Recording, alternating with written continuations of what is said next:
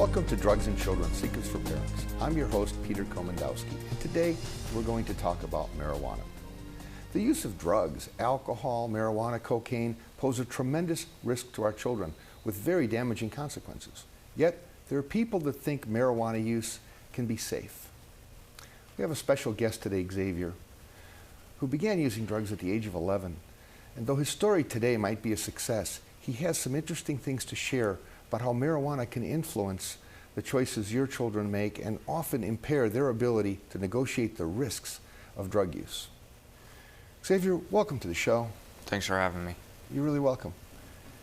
Tell us a little bit about what it's like. We're going to take you back 5 years. You're 16 now, right? Mm-hmm. It's hard to imagine for a lot of us as parents, at 11 years of age, a child facing the kinds of challenges you had to face.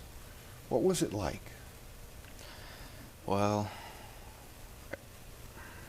I grew up in a small town, and I remember I moved to Cedar Rapids, which is a pretty big city, and I didn't really know anybody, and I was in about 4th or 5th grade, and I met some kids, and they convinced me to try it. But at this time, I was just totally against, drugs, alcohol, any of that. I was totally against it. Like, I knew what it was, but I didn't want any part of it.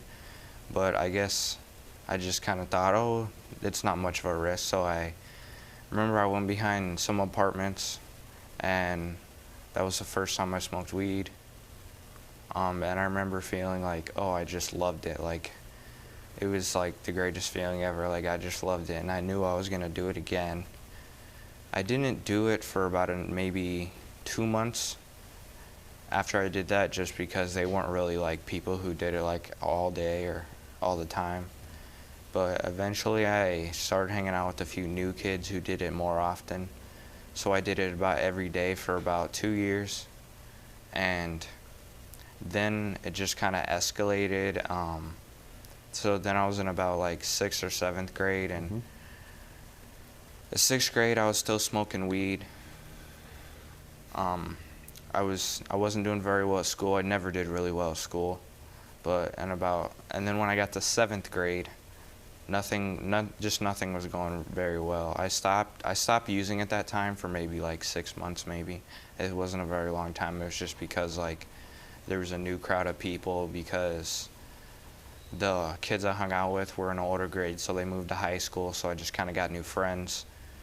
And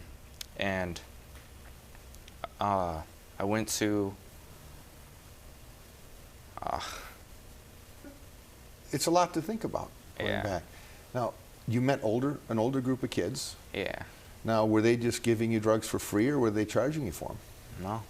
Just for free? Yeah, we were just good friends, and we would smoke it together, because one of his dads was one of his dads would use it a lot, so he would always give it to us just for free.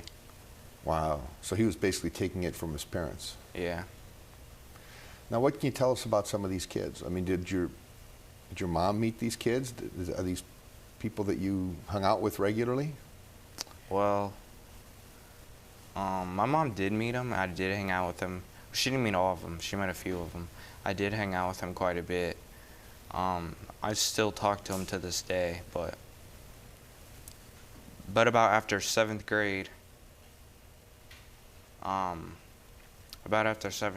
I stopped smoking, and I remember I had that reputation for like that kid, that dirty kid that always smokes and he's a stoner, and I didn't like it at all, and only my close friends knew that I didn't smoke anymore, but I still had that reputation. And so in about 8th grade, I started to get really in about 8th grade, I started to use cocaine. And that was when things like picked up, because like I never thought I would have went from marijuana to cocaine, and like, just that it might not seem like 3 years is a short time span, but it is to move up to such a hard drug. Now, how did you get the cocaine? Well, I was in a after-school program, and I met this guy, and he was older than me, and we just started talking, and I started to just smoke marijuana with him, and then one day he's like, you know, I got this, which was the cocaine, and, you know, I tried it, and then it was just like, from there, it just took off. How do you hide this from your parents? See, that's the thing, like, it was, like, I think my mom, she didn't think, like, she didn't think anything of it. She didn't know? No, she didn't think anything of it. You know, I brung it home a few times, but it wasn't much before that. You know, I would lie. I would say, oh, I'm going to stay the night at my friend's house. You know, there wasn't much of it. And I was really I was out with this guy who was, you know, like 20 years old. And I was out doing all these things with him. I was out riding around, you know, I was all high off of cocaine and weed and, you know, all these different sorts of drugs. All right, I tell you what, we're going to bring your mom on and talk to her a little bit. Would you be willing to come back a little bit later in the show and share a little bit more about what you've gone through? Yep, that's fine. Thank you very much. After the break, Xavier's mom will share her story and talk about the challenges she faced during his ordeal.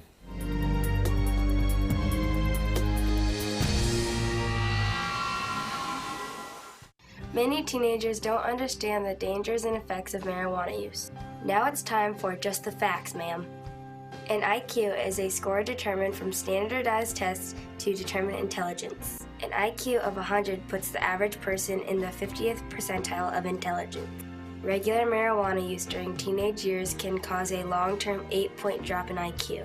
A loss of 8 IQ points drops them to the 29th percentile. For more information, go to drugfreeiowa.org.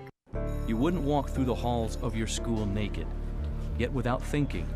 Many teens sext explicit photos of themselves to friends using cell phones, never thinking it'll go further. But once you hit send, you're exposed. You're out there in cyberspace for everyone to see. Sexting, it's dumb, it's dangerous, and it's against the law.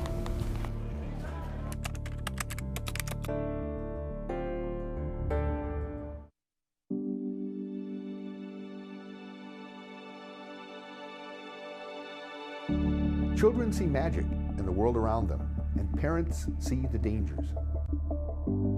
There is hope for the future if we face it together. Find out more about how you can protect your children from the risks of illegal drugs, prescription medications, and alcohol. Go to drugfreeiowa.org.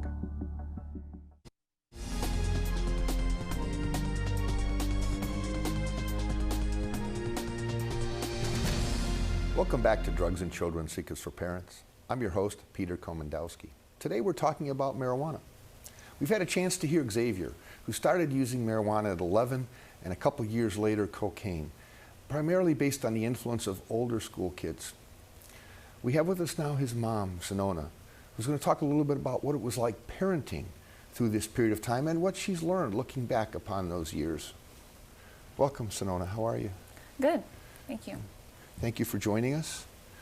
It's interesting to listen to your son talk about what he went through. Yeah. What was it like being a parent at that time?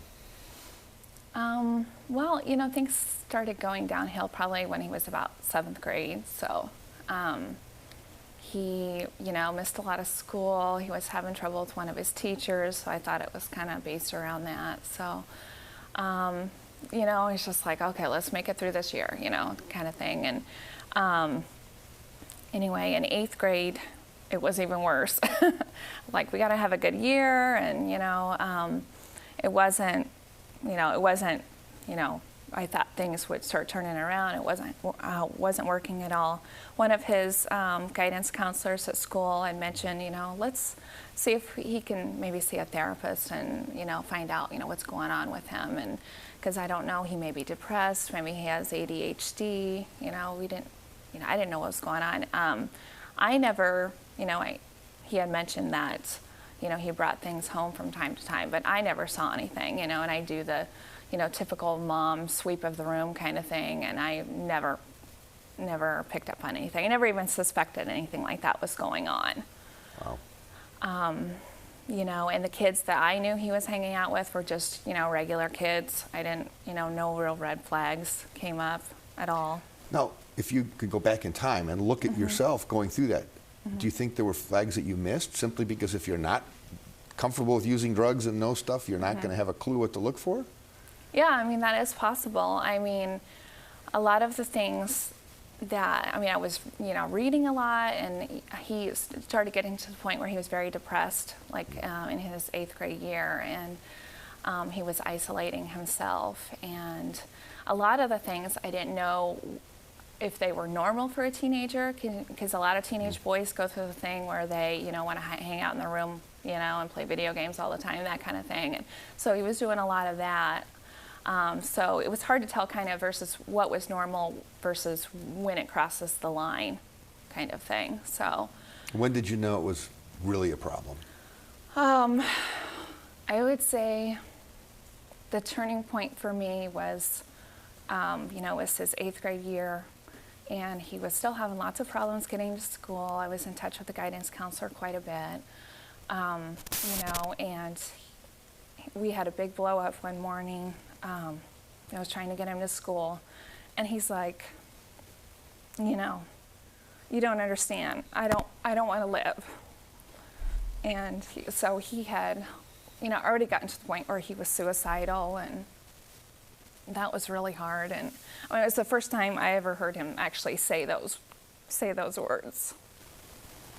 And these are words teenagers often say, but they don't realize how they affect a parent. Where did you go from there? What did you do?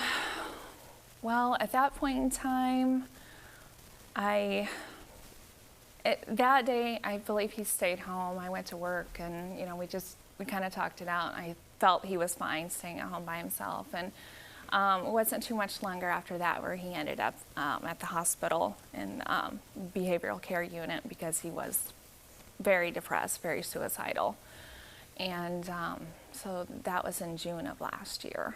And you knew that, then you're starting to realize there were drugs involved? Not at that point, believe it or not, and that it just never been revealed, and he hadn't talked about it with any of the people at the hospital or any of his counselors yet either. So it was about July where he actually came to me and told me what was going on. Now, he has done a great job. He has. He's gotten through treatment, and you've gone through some tough times along with him. You have a pretty good bond, you feel, today? Yeah, I think so. Has he been able to fill in some of those gaps from over the years? Yeah, I would say so. I appreciate you sharing the story. Would you be willing to come back with Xavier later, maybe share some ideas and tips for parents on how they might be able to see some of these things in their own families if they need to? Sure. Thank you very much, Sonona. Appreciate it. After the break, Dale Woolery from the Iowa Office of Drug Control Policy is going to join us and share the results of the state of Iowa's study on marijuana. They've studied exactly what's happening in other states and other places where use is more liberal, and they've come up with some startling observations.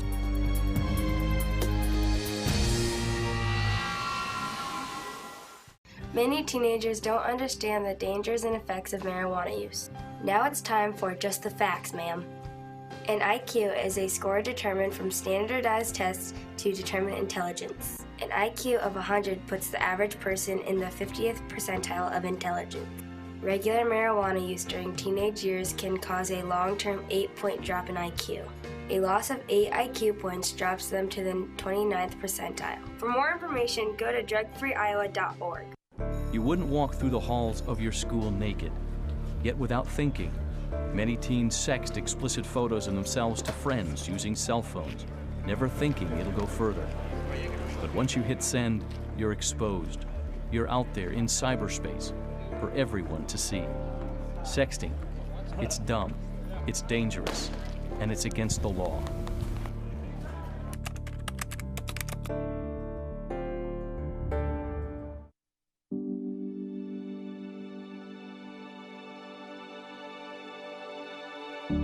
Children see magic in the world around them, and parents see the dangers. There is hope for the future if we face it together. Find out more about how you can protect your children from the risks of illegal drugs, prescription medications, and alcohol. Go to drugfreeiowa.org.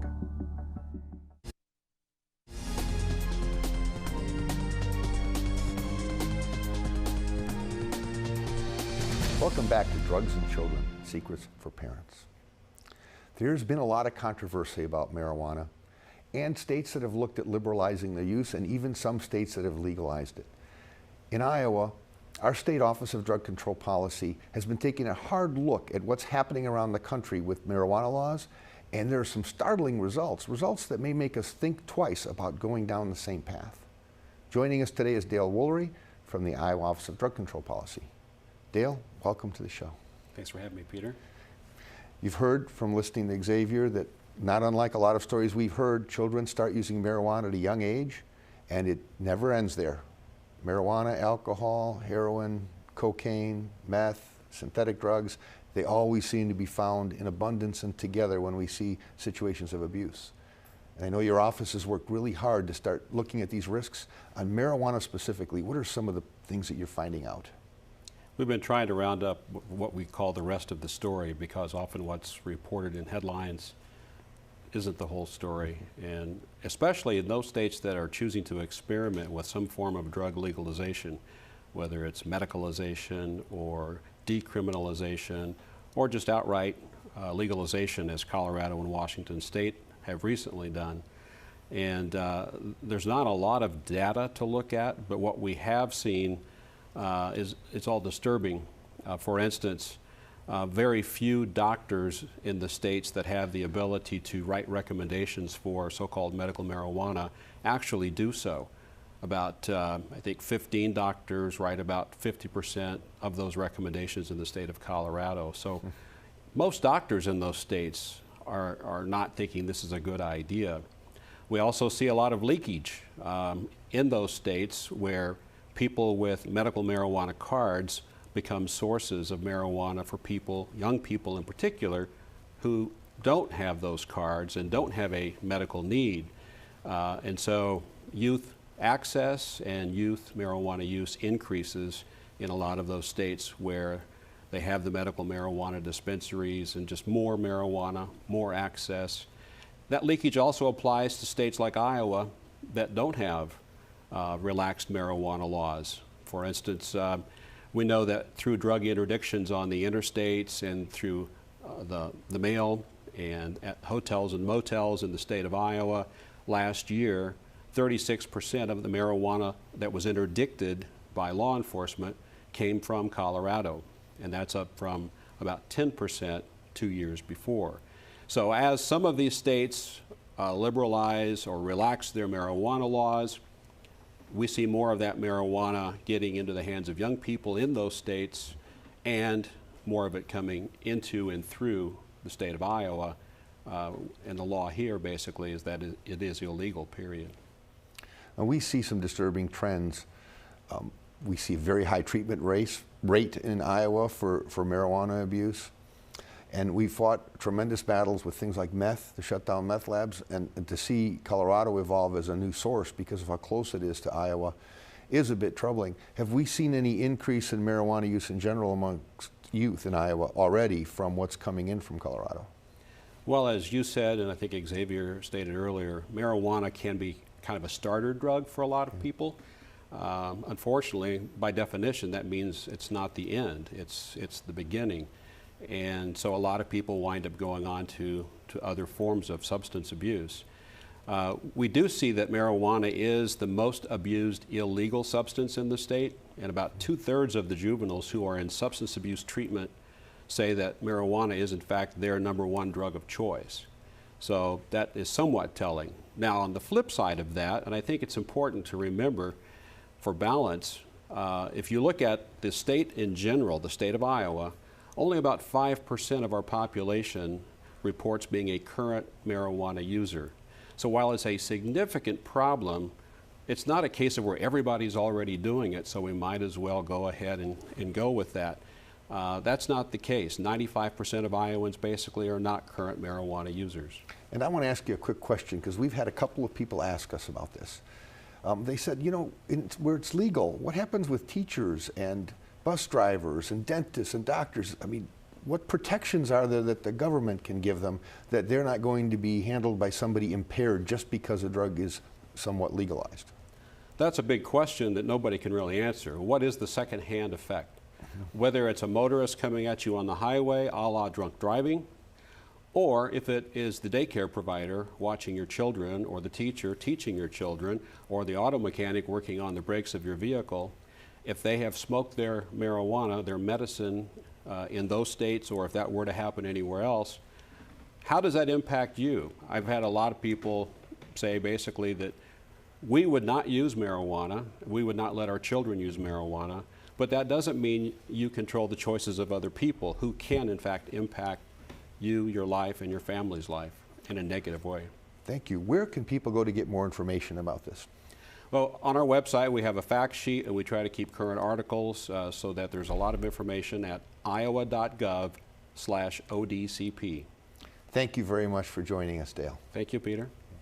When we return, Xavier and Sonona will join us together and share a little bit about what they've learned with you as parents. Thank you very much.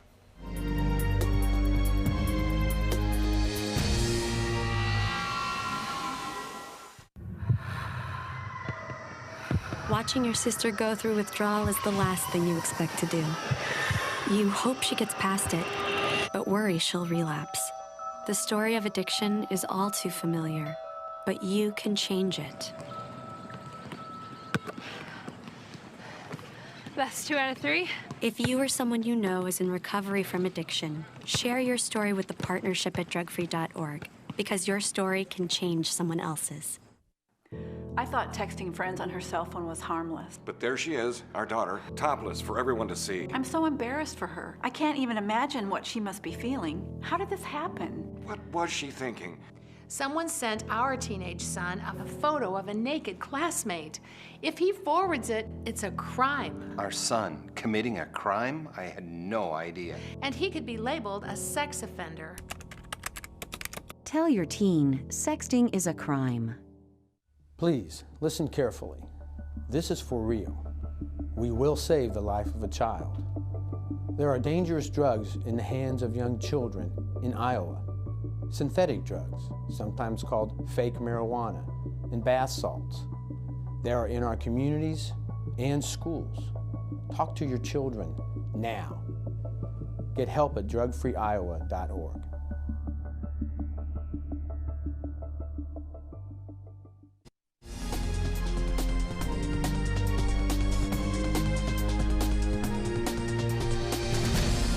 Welcome back to Drugs and Children Secrets for Parents. We're talking about marijuana, and we're also talking about a special bond between a mother and a son. Sonona and Xavier have forged a special bond because they survived an ordeal with substance abuse that started with something as innocent as marijuana. We've asked them back to talk about that experience from the point of view of giving you some tips or secrets that can help you as a parent manage these types of interactions in the home. Welcome back, Sonona, Xavier. You know, part of our goal here is to let parents hear from your experience some ideas that may help them maybe learn to avoid problems like this, or at least address them as soon as possible. Sonona, what do you think is an important thing for a parent to do with a child? I mean, communication is a big deal. It's definitely key. You know your kids' friends and who all they're, hanging out with. That's a big one. Just be more diligent with, checking on things, the room, checking in with him and him or her and finding out what's going on with them in their life. Xavier, if you could go back in time, just imagine yourself 11 years old, sitting outside of school, and you could walk up to yourself and give you some advice before you ever smoked that marijuana. It's a hard question, I know that, but if you could just go back in time and say something, what would you do or say? Just tell myself it's not worth it. Would you believe you if you heard yourself say it? No. Right. No, I wouldn't. What would you have done differently? Is there a way you think you could motivate yourself to go to your parents and say something about what's happening? I mean, if I could go and just say, I have a problem, or if I would have never been depressed, or if all these things wouldn't have happened, but they did, and I had to deal with it. Most children at 11, 12, and 13 really don't feel that comfortable going to their parents and saying they have a problem. So that doesn't make you different. It makes you an average kid. And you're a pretty bright kid. What advice could you give to other children that may be sitting and feeling that way about talking to their parents? I mean, I could say, you know, like, you know, if you have a problem, or you might have a problem and you might not know it, you might be in denial. I could say you should go, like, talk to your mom or talk to somebody to get help. But from my experience, like most people, you know, they don't really change until they want to change. And when I was in treatment, I realized that, like, I had to change, that, like, I needed to change. So, I mean, like, I want everybody to just know, like, you know, the change is better, you know, like, the drugs I did, it really wasn't worth it at all. Like, it didn't do anything. It didn't bring any good out of me, you know, it made me more depressed. It released my anger. It gave me depression, anxiety, you know. I've had hallucinations, auditory hallucinations, like, none of it's fun, you know. If you can just live a normal life, be a normal kid, it's a lot better. Now, I can tell that you've really connected well with your mom. How important has that been to helping you go through recovery and treatment and get to this point now? I mean, it's really important. Like, you need someone to help you through the way. Like, if not your mom, your dad, your brother, your sister, your best friend, somebody, you're gonna need somebody to help you. Like, I never really used what I had to my advantage. Like, I never really, like, my mom was always there for me. She was always doing these things for me, and, you know, I didn't really think much of it. But you gotta remember, there's people that don't have moms, there's people that don't have dads. Like, you have all these great things in life, you just need to, so don't take what you have for granted. Sonona, who did you have to help you when you were going through this? You know, friends and family, you know, counselors. Yeah, it's all very important. It definitely is. So you really talk about reconnecting, using the help that's out there, and taking advantage of those resources like counselors and friends. Yeah, definitely. Thank you very much. We appreciate you sharing that and telling your story. And good luck. Congratulations on your hard work. Thank you. Join us next month when we bring a world-famous child psychologist and an expert in cognitive neuropsychology to share secrets about the brain on drugs. See you next time on Drugs and Children, Secrets for Parents on Mediacom MC22, your programming leader.